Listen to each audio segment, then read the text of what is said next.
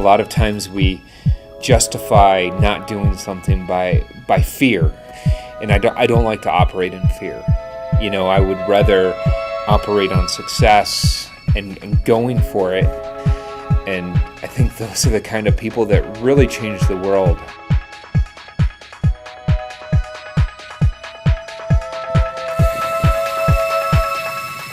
I started when I was 15 years old, and my mom had went and scraped together what money she could to buy me my first real mountain bike. And every time I rode my bike, it was like an escape from the world, because everything else, all your worries, just kind of melt away. I was riding at a bike park, it was just a simple freak accident, probably 15-foot drop to my head onto another wooden board. So, it was a square hit. I remember catching the log with my chainring and then the bike flipping, and I don't remember the impact. You're like, where am I? What am I doing? Why is this happening? And what's going on? After that, I would just break out in this immense pain, and I didn't know what was happening, and it was migraines caused by traumatic brain injuries.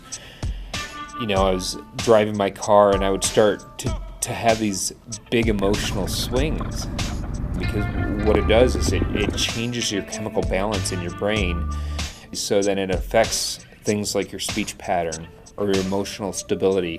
So even now, I find myself, and I don't know how this is going to affect me in the future, I've always been the person to try to protect other people.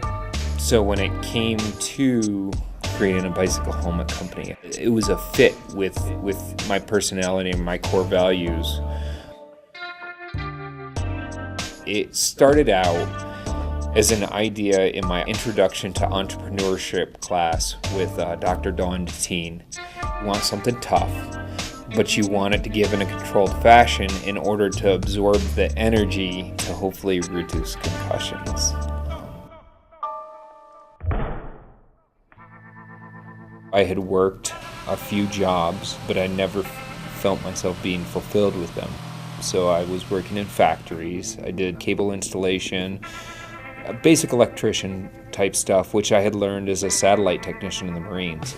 I had applied to a couple of different colleges. I had gone down and toured CU's campus, and it just didn't fit me.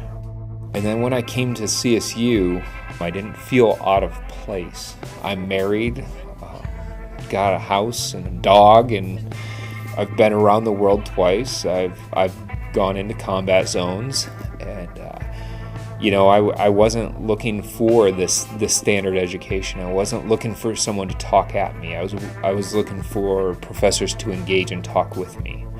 And I think that's what really made CSU a good fit for me. And that's very important when you're trying to learn, is do you feel like an outsider who's just here attending to get a degree, or are you invested in the programs? Too often we try to make ourselves fit a position that we don't fit, and it ultimately, ends up bad. There are a lot of different things that have taken place in my life that have kind of shaped who I am and what I'm going to do with it. I grew up all across the country. I'd probably moved 10 or 15 times before the age of 18. It was very unstable, to say the least.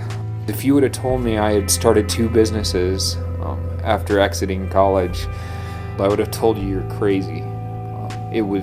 It was not a vision that I had at that very moment. My vision was survival. How do I get through this? And I think all too often we're confronted by that, where our scope is very limited, that we can't realize what's actually in front of us.